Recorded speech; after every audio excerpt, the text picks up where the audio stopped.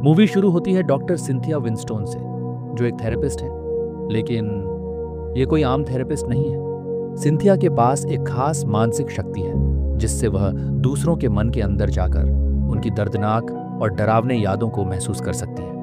और अभी वह अपनी शक्ति से भयानक ट्रॉमा से जूझ रहे अपने एक क्लाइंट लैरी के मन के अंदर आई हुई है। वह लैरी की यादों में देखकर जान जाती है कि लैरी के बचपन में उसके फिजिकल एजुकेशन टीचर डग फेरी द्वारा किया गया उसका शोषण ही उसके ट्रॉमा की वजह है। सिंथिया की 17 साल की बेटी जॉर्डन अपनी माँ के इन सारे सेशंस को मॉनिटर करती है और इनसे रिलेटेड बैकग्राउंड रिसर्च में अपनी माँ की मदद करती है। जॉर्डन लैरी से बात करते हुए उसे बताती है कि उसकी माँ लोगों के मन में जो महसूस करती है वह उनके लिए भी रियल अनुभव जैसा होता है, इसलिए उन्हें सावधानी रखनी पड़ती है। जॉर्डन उसे बताती है कि उसकी माँ की तरह ही उसके पिता के पास भी सुपरनैचुरल चीज़ों को देख पाने की शक्तियाँ थीं, लेकिन वे अब इस दुनिया में नहीं हैं। हालांकि जॉर्डन ने भी इस चीज़ की थोड़ी ट्रेनिंग की हुई है। तभी घबराई हुई सी एक लड़की राइली उनके घर आती है और डॉक्टर सिंथिया से मिलने की जिद करती है। जॉर्डन को उसकी बाहों पर अजीब से घाव दिखते हैं। उसे सिंथिया की एक पेशेंट अगाथा से उनकी शक्तियों के बारे में पता चला होता है। राइली बताती है कि उस पर एक भयानक एंटिटी ने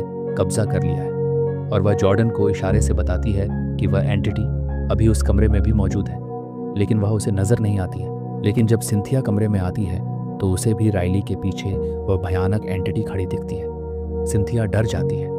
तभी राइली के पिता रैंडल भी वहां आ जाते हैं और उन्हें किसी की मदद नहीं चाहिए कहते हुए राइली को जबरदस्ती अपने साथ ले जाते हैं। जॉर्डन को लगता है कि राइली के पिता उनसे कुछ छुपा रहे हैं। सिंथिया कहती है, हम राइली की मदद नहीं कर सकते क्योंकि मैंने राइली से जुड़ी बुरी शक्ति को देखा है।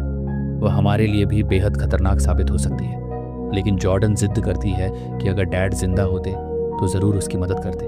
तब सिंथिया उसे समझाती है कि तुम्हारे पिता ने भी ऐसी ही एक औरत से अटैच्ड एंटिटी से हुए भयानक अनुभव की वजह से खुद को फांसी लगा ली थी। लेकिन अगली सुबह जॉर्डन चुपचाप अपनी माँ की क्लाइंट अगाथा से मिलने जाती है ताकि पता चल सके कि राइली और उसके पिता कहाँ रहते हैं। इसी बीच सिंथिया पुलिस में अपने एक डिटेक्टिव दोस्त ऑटिस को कॉल करके अपने क्लाइंट लैरी के बचपन के शोषक उसके टीचर डग फेरी की इन्फॉर्मेशन देती है और ऑटिस भी सिंथिया की बात मानते हुए जांच शुरू कर देता है। जॉर्डन भी अब राइली के घर पहुंच जाती है। वह उसके पिता रैंडल को बताती है कि उसकी माँ राइली की मदद कर सकती है क्योंकि वह भी राइली की उस एंटिटी को देख सकती है। लेकिन राइली के पिता उसे कहते हैं, तुम नहीं जानती हो कि हम किस चीज़ से गुजर रहे हैं। और फिर वह घर के अंदर चले जाते हैं। पर जॉर्डन हार नहीं मानती है। वह चुपके से घर में घुसती है और एक छुपे हुए दरवाजे का ताला तोड़कर बेसमेंट में उतर जाती है। उसे लगता है कि रैंडल ने उसे यहीं कैद करके रखा होगा। तभी उसे एक दरवाजे के पीछे से राइली की आवाज़ आती है। वह जॉर्डन को बताती है कि उसके पिता यहाँ उसे नहीं बल्कि उन्हें बंद करते हैं। तभी अचानक रैंडल पीछे से आकर जॉर्डन के सिर पर मारकर उसे बेहोश कर देता है। बाद में जॉर्डन होश में आकर खुद को एक कुर्सी से बंधा हुआ पाती है। उसके पास ही एक बुजुर्ग महिला भी कैद होती है जिसके चेहरे पर काफ़ी डरावने निशान होते हैं। तभी रैंडल उसके फ़ोन का पासवर्ड पूछता हुआ वहाँ आता है। जॉर्डन रैंडल से विनती करती है कि वह उसकी माँ को राइली की मदद करने दे, लेकिन रैंडल कहता है कि उसने बहुत कोशिश कर लिया है। उसकी बेटी को कोई नहीं बचा सकता है और उसकी वाइफ को भी कोई नहीं बचा पाया था।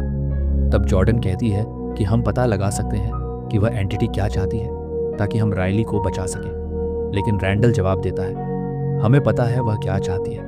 राइली को उसे खाना देना होता है वरना वह एंटिटी उसे खा जाएगी। तभी राइली वहाँ आकर जॉर्डन से माफ़ी मांगते हुए उसके कंधों पर अपने हाथ रखती है और वह डरावनी एंटिटी जॉर्डन को कसकर पकड़ लेती है। उसके दर्दनाक स्पर्श से जॉर्डन की बाहों पर गहरे निशान बन जाते हैं। फिर वह एंटिटी गायब हो जाती है। रैंडल जानता है कि कोई ना कोई जॉर्डन को खोजने ज़रूर आएगा, इसलिए वह जॉर्डन की कार को ठिकाने लगाने की तैयारी करने लगता है। उधर सिंथिया को अगाथा से पता चलता है कि उसकी बेटी कहाँ गई है और दोनों मिलकर जॉर्डन की तलाश में निकलती है। लेकिन राइली चुपके से बेसमेंट में वापस जाकर जॉर्डन से कहती है कि उसके पिता सिर्फ उसकी रक्षा करना चाहते हैं, लेकिन अगर तुम्हारी माँ मुझे ठीक कर सके तो वह फिर से अच्छे इंसान बन जाएंगे। जॉर्डन भी उससे कहती है कि मेरी माँ तुम्हें उस एंटिटी से आज़ाद कर सकती है। तब राइली उसे एक कट्टर देकर वहाँ से चली जाती है, जिससे जॉर्डन खुद को और उस दूसरी कैद महिला को आज़ाद करके वहाँ से भागने लगती है। तभी रैंडल वहाँ आकर उसे बंदूक की नोक पर रोक लेता है। तभी राइली भी जॉर्डन के सामने आ जाती है और अपने पिता से कहती है, हम ऐसे ही हमेशा निर्दोष लोगों की जान नहीं लेते रह सकते, हमें जॉर्डन की माँ से मदद लेनी ही होगी। तभी अचानक से वह दूसरी महिला रैंडल पर हमला कर देती है, जिससे बंदूक चल जाती है और गोली राइली की गर्दन में लग जाती है। राइली वहीं जॉर्डन की बाहों में दम तोड़ देती है और उसी पल वह भयानक एंटिटी राइली से निकलकर जॉर्डन में प्रवेश कर जाती है, लेकिन जॉर्डन किसी तरह बाहर निकलकर भागने लगती है। तभी उसकी माँ भी उसे रास्ते में मिल जाती है। रैंडल भी पुलिस के सायरनों की आवाज़ सुनकर उनसे बचने के लिए अपना ट्रक लेकर तेजी से वहां से भाग जाता है। अब पुलिस उन्हें पूछताछ के लिए पुलिस स्टेशन ले आती है, जहां सिंथिया और अगाथा को डिटेक्टिव ऑटिस बताता है कि फॉरेंसिक टीम को रैंडल के घर में कई इंसानी अवशेष मिले हैं, जो यह दर्शाते हैं कि वह लंबे समय से किडनैप किए गए लोगों को अपनी बेटी की उस एंटिटी को खिलाने के लिए इस्तेमाल कर रहा था। लेकिन उन्हें वहां रैंडल नहीं मिला, पर वह कहता है कि वे लोग जल्द ही उसे ढूंढ लेंगे।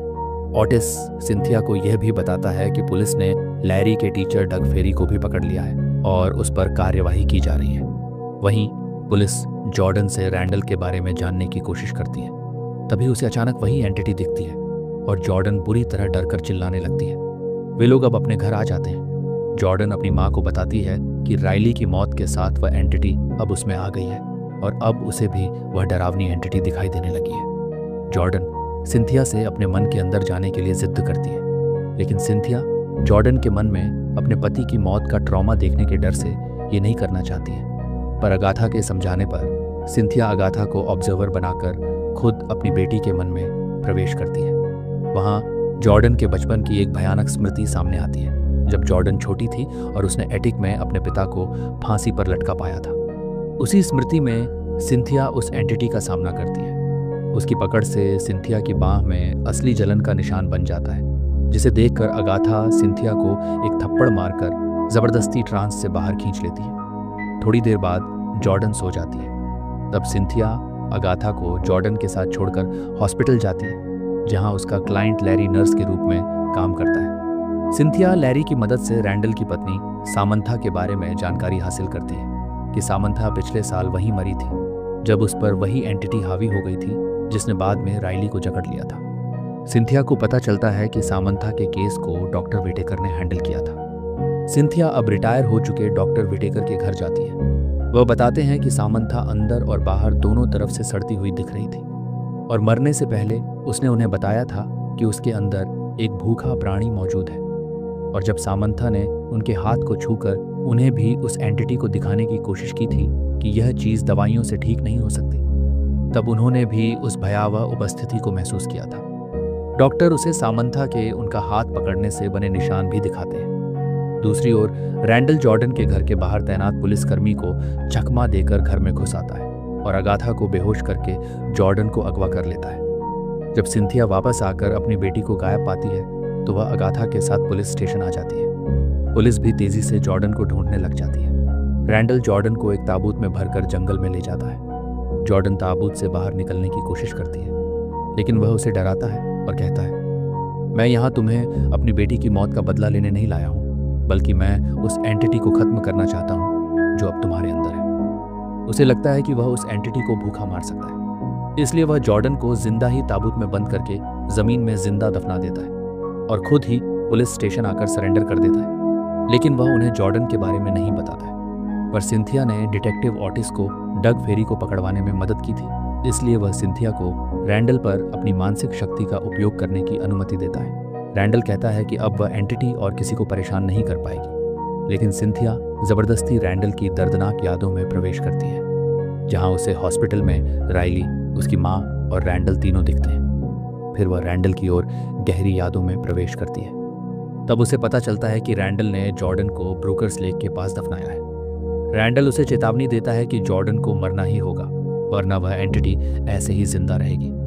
सिंथिया और अगाथा पुलिस अधिकारियों और डिटेक्टिव ऑटिस के साथ मिलकर जंगल में आ जाते हैं। जॉर्डन भी ताबूत में अपने साथ उस एंटिटी को देखकर डर रही होती है। सिंथिया और अगाथा मिलकर खुदाई करते हैं और सिंथिया ताबूत खोल लेती है। उसे भी वहां वह एंटिटी दिखती है, लेकिन जॉर्डन जिंदा होती है।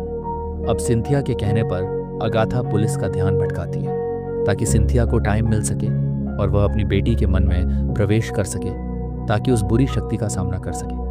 वह जॉर्डन की यादों में उनके घर के एटिक में पहुंचती है।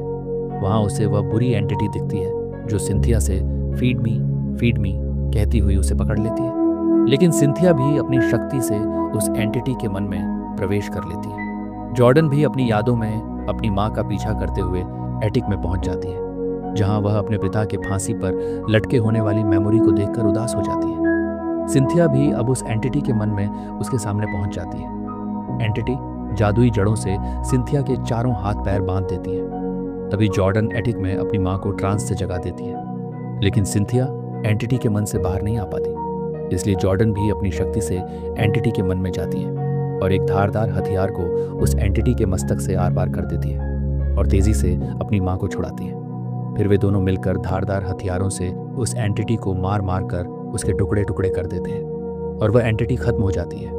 तभी डिटेक्टिव ऑटिस ताबूत में सिंथिया को ट्रांस से जगा देता है। अब सिंथिया और उसकी बेटी सुरक्षित रूप से वास्तविकता में लौट आती है और 6 महीने बाद सिंथिया अपनी शक्ति का उपयोग करके जॉर्डन को उसके पिता की आत्महत्या से जुड़ी दर्दनाक याद का सामना करने में मदद करती है और अंत में दोनों प्राउड फील करते हुए एक दूसरे को गले लगाते हैं। इसी के साथ मूवी यही खत्म होती है। उम्मीद है आपको कहानी अच्छी लगी होगी। कहानी अच्छी लगी हो तो चैनल को सब्सक्राइब कीजिए। Thank you.